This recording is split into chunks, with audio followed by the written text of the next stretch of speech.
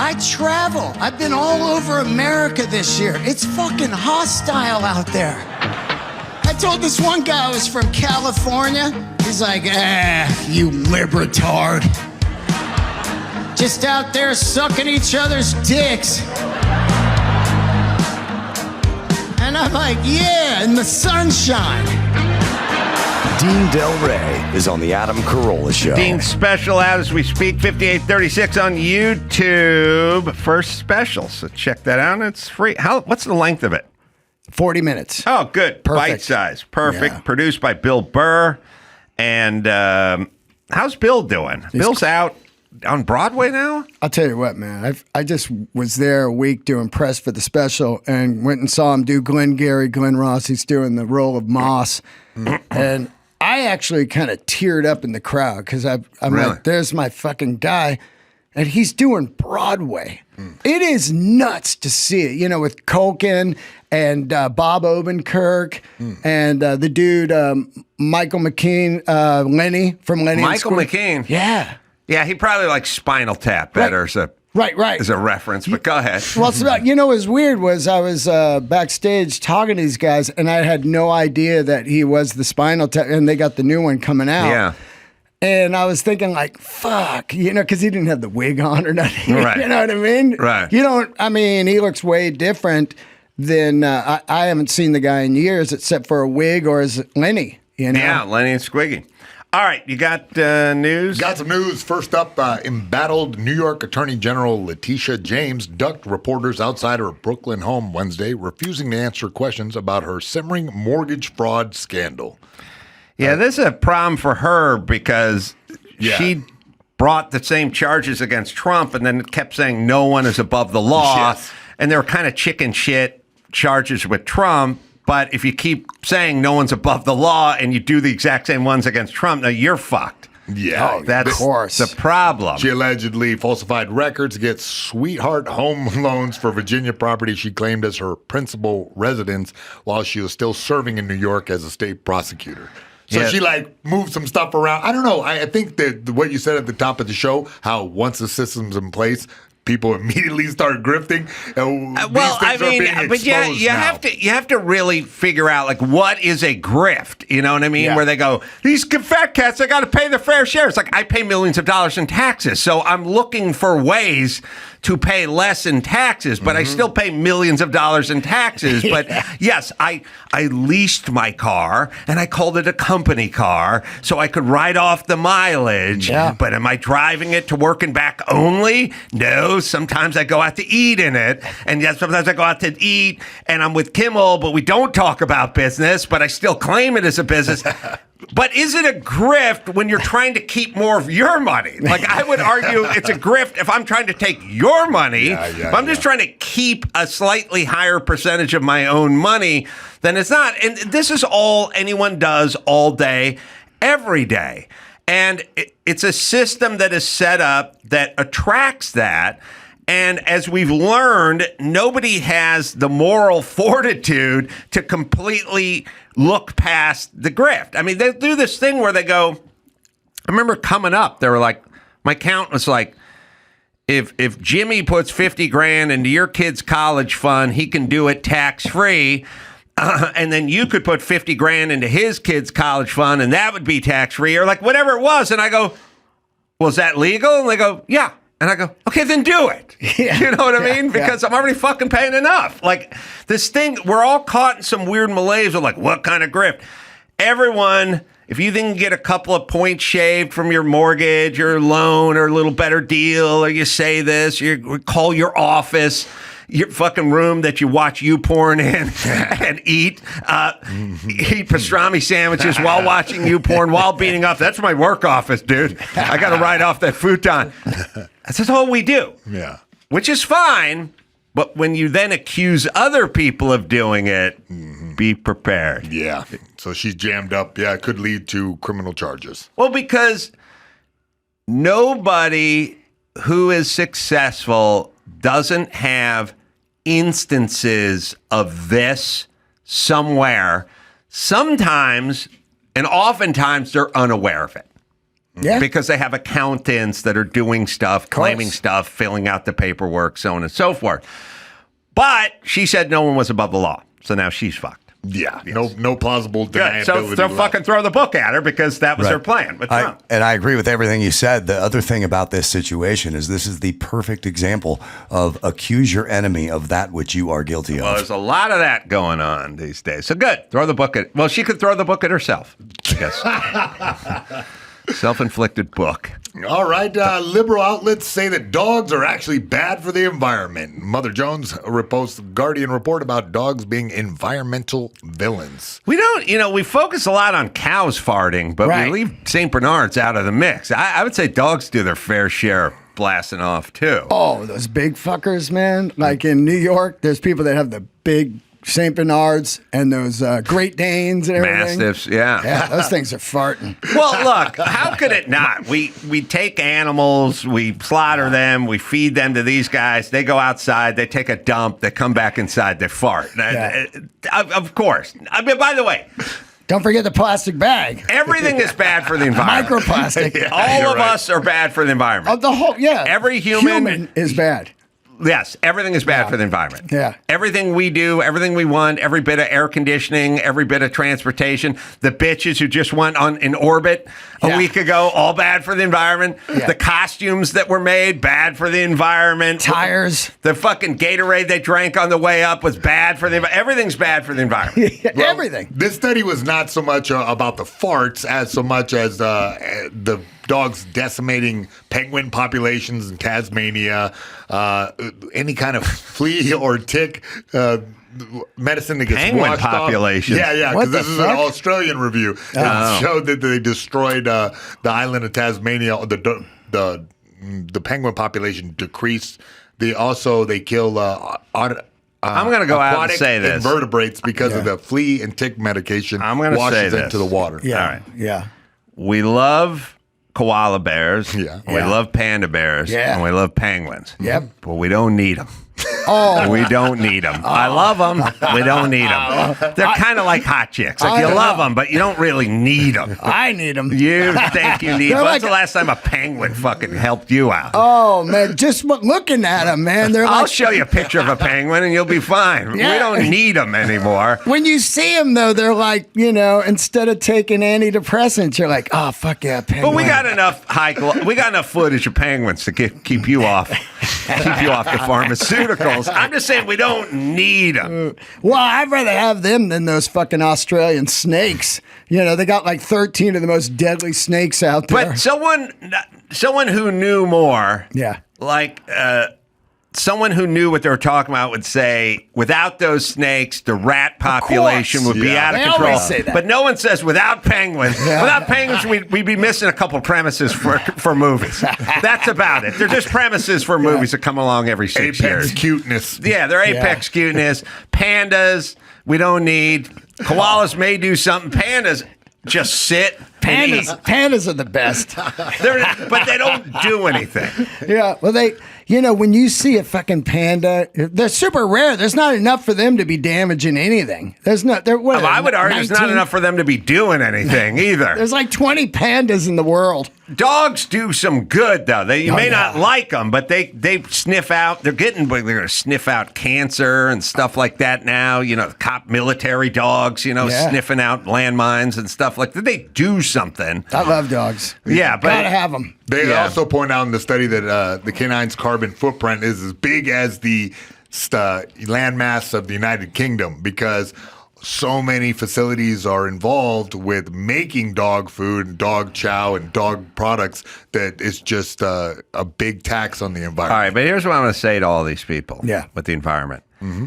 Whether you're going after cows or dogs, steak and ribs, dogs, man's best friend, or V8s, you got to pick shit we don't like. Yeah. You picking shit we do like? No Good way. luck with the ribs and the V8. Exactly. No way. We like it. This study showed up because of the backlash. I like People my are dog. going bananas. I like my dog. Do I like ribs or like American Muscle? Like more? I don't know. It's a toss up. You got to pick shit like homework. Yeah. Or Yeah, you got to pick AIDS or something. You got to pick something I don't like. Yeah, like Penguins. that fucking rocket that went to sky. Last week, a couple days ago. Get rid of that. Pick up something I'm not into. Yeah, right. Yeah, Right. you're not going to be fucking around. You're not going to sell this on America. We're too into it. They're constantly just finding something so they can have their own comfort. They're like, the AC could be, illegal, and they're like, get rid of the dogs. Yeah. It's like, what? Yeah. Fuck you. Here's a quote. Is there any enjoyable part of life these insufferable killjoys won't attack? Said the Young Turks host, Anna Kasparian. Yeah. Well, she's right. They can't go after the good stuff. Go after shit we don't really care about. Yeah. Does he say it's from Australia? Yep. Yeah, that was the study. Okay. I've tried Vegemite. It fucking sucks ass. It tastes like when you put an old copper penny in your mouth? Yeah. Oh. That's not a sandwich. This is a sandwich. Okay.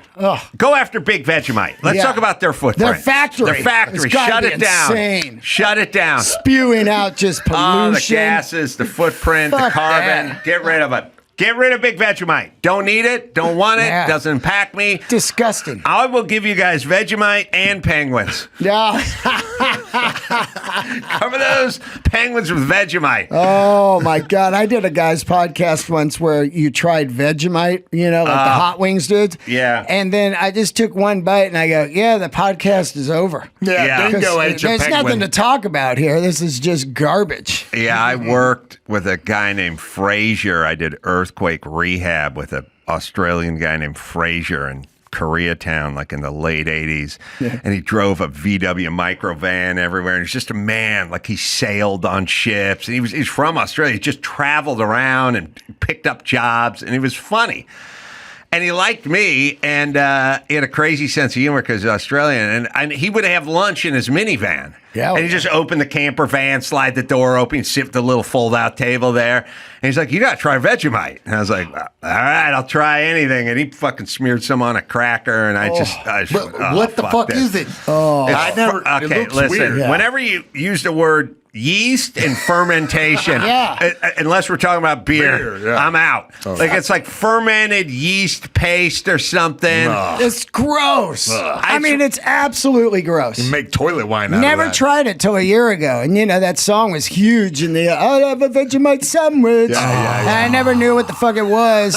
And then this guy had the podcast where you try it. It's made of brewer's yeast. Brewer's yeast is ipecac, man. If anyone's ever tasted brewer's yeast, it'll make you gag. Actually, technically, it's leftover brewers. It's leftover brewer's yeast. Even worse. Sewage. Spent brewer's yeast. Yeah, sewage. they didn't want to throw it in the river, so they sold it to drunk people.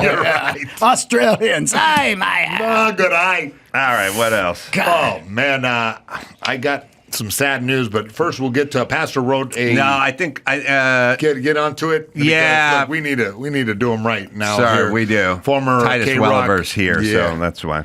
Go ahead. Yeah, DJ Jed the Fish spent nearly 35 years at iconic radio station KROQ. Yeah. Rest in peace at 69.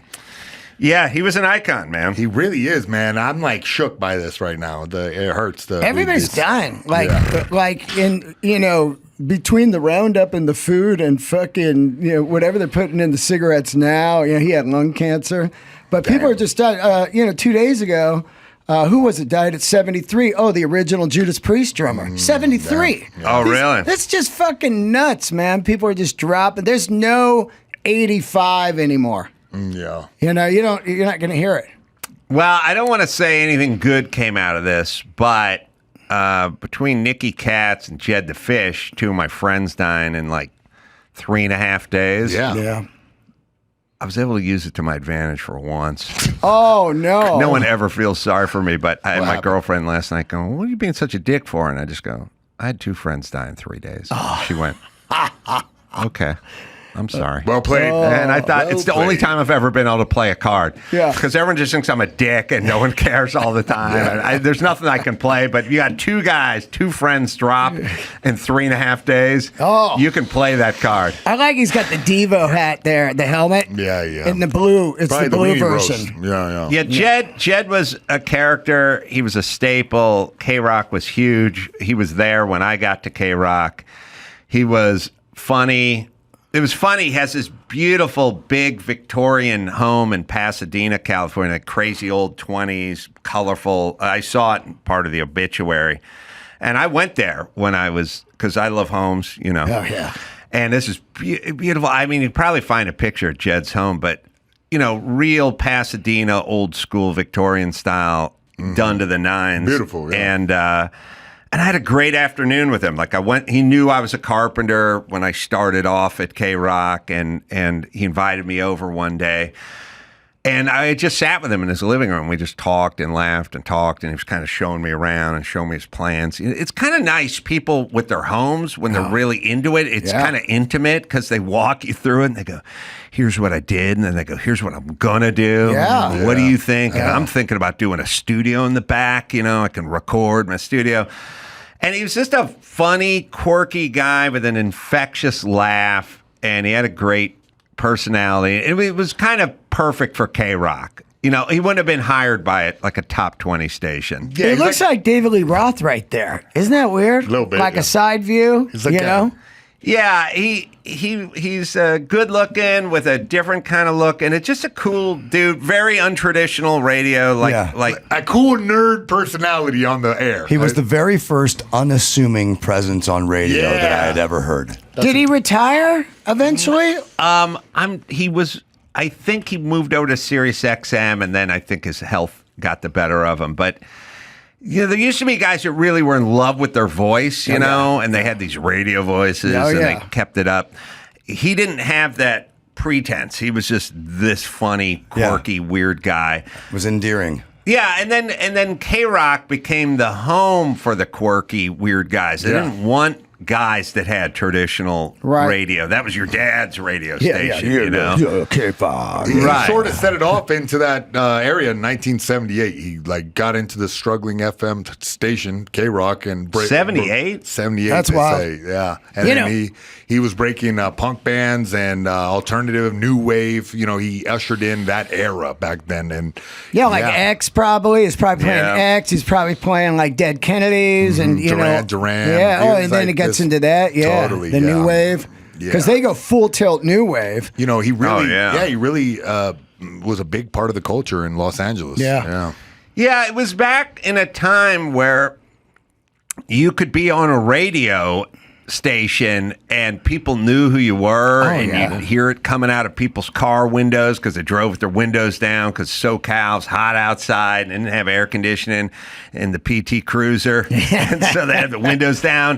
And it was like a scene, man. I mean, DJs were huge back then, you know, huge. We would do a calendar signing every year at KROQ, and like Best Buy parking lot in Costa Mesa or something, 2,000 people would show up and wait in line for like 9 hours, just to get their calendar signed. I met the Fish. Yeah. We had a dude, you can't even believe it. Oh, God, look at that. I knew you'd love his. That's his house. See, I play the lottery each week just so I can completely check out of life into something like that. Patio with my dog Gertie. And, just chilling there. And then big garage in the back with some, 911s and just staying in your domain. Oh, you got your Luftgekühlt hat on. Yeah. I've had my car there a few times. Yeah, this weekend, the air and water. Yeah, where is it? It's in, Costa Mesa or something. Oh, is it this weekend? Yeah, sorry, next weekend. This weekend, no, I'm in Austin tomorrow. But next weekend, Saturday. Yeah, you want to go? Yeah. Fuck yeah. Hit me up then. There's a picture of my 935 there when they did it in Universal Studios back lot. That's the best. They just did that 10-year anniversary, and they had it there 6 months ago again. There's nothing better than that.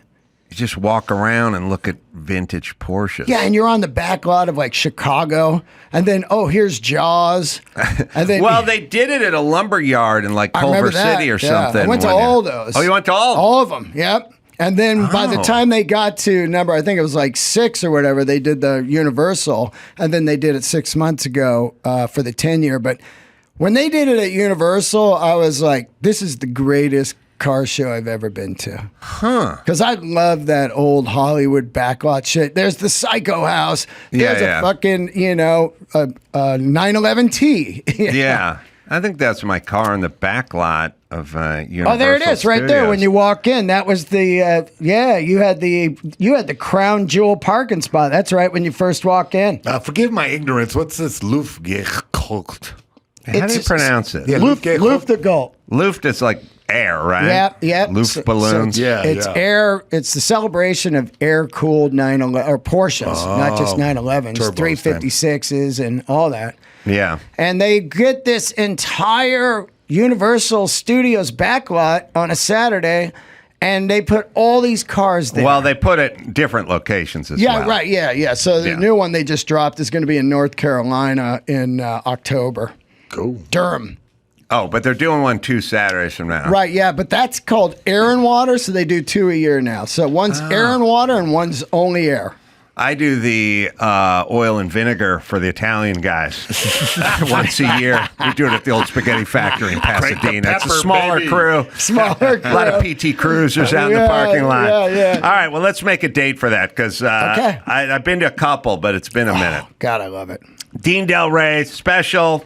Out as we speak, 5836 on YouTube. Shot in a cave in the middle of Tennessee. Yeah, really cool looking. I was watching it and funny.